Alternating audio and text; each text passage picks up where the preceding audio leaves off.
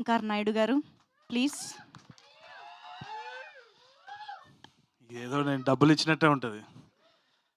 Sir మూర్తి గారు, నన్ను ఈ సినిమాలో ఈషా తంతది, మీరు ఎంజాయ్ చేస్తారు పక్కా. అది కాకుండా మేజర్గా ఏంది అంటే ఒక్కసారి అంటే కొట్టండి please. Scene recreation. Okay, but జెన్యున్గా నాకు ఇది ఒక ప్యాషనెట్ ప్రాజెక్ట్ అనమాట. చాలా మందికి అదృష్టం ఉండాలి to act and to transport life. అంటే ఇప్పుడు బేసిక్ ఒక సినిమా జర్నీ ఎట్లుంటుందంటే మనకు ఒక అవకాశం దొరుకుతుంది ఇంకో లైఫ్ లివ్ చేయడానికి. అంటే ఆ కల్చర్ అనేది మనకు అర్థమవుతూ ఉంటుంది, కొత్త మనుషులను కలుస్తాం, డైలాగ్స్ కానీ ఆ క్యారెక్టర్లో we start living that character, వాళ్ళ ఇంట్లలో వాళ్ళ ఫ్యామిలీ ఫ్రెండ్స్ అంతా కూడా. సో ఒక ఆపర్చునిటీ ఇంకో లైఫ్ లివ్ చేయడానికి.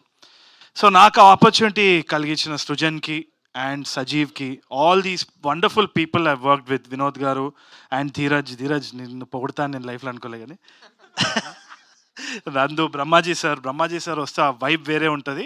అండ్ తప్పకుండా బ్రహ్మాజీ సార్ అన్నారు కదా పేరు వస్తుంది ఈషాకి తరుణ్ కానీ, యాక్చువల్లీ ఫస్ట్ బ్రహ్మాజీ గారే టాప్. ఆయన వచ్చినప్పుడు అందరు విజిల్ కొడతారు. That's the way his character is అనమాట. చాలా బాగా చేసినారు అందరు కూడా. ఒకటి ఏంది అంటే మనం అర్థం చేసుకోవాల్సింది ఏంటి అంటే డెఫినెట్లీ ఒక కామెంట్ అయితే ఉంది, ఇది రీమేక్ మళ్ళీ ఎందుకు చూడాలి అన్నది. So let's address that first.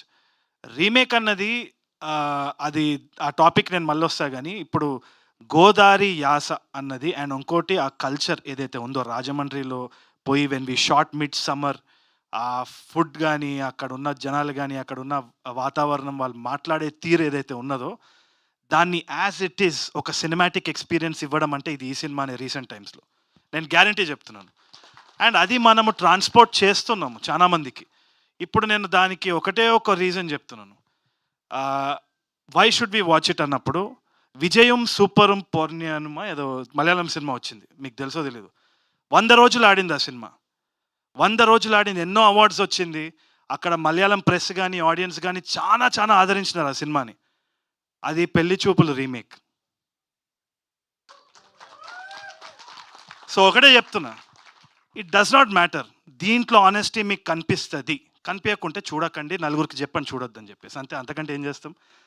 కొత్త టెక్నీషియన్స్ వచ్చినారు, we wanted to take a risk. దీంట్లో జెన్యున్గా ఎవరికి they came out of love, ఆ సినిమా అంటే ఇష్టము, ఈ క్యారెక్టర్ చేయాలని ఒక ప్యాషన్, అంత తప్పితే ఎటువంటి వేరే ఆలోచన లేకుండా. సృజన్కి కావాలంటే వేరే ఎవరో హీరో డేట్స్ తీసుకొని ఏదో ఒకటి చేయొచ్చు ప్రాఫిటబుల్గా, అంటే ఆన్ ద టేబుల్ ప్రాఫిట్స్ గురించి మాట్లాడుతున్నా.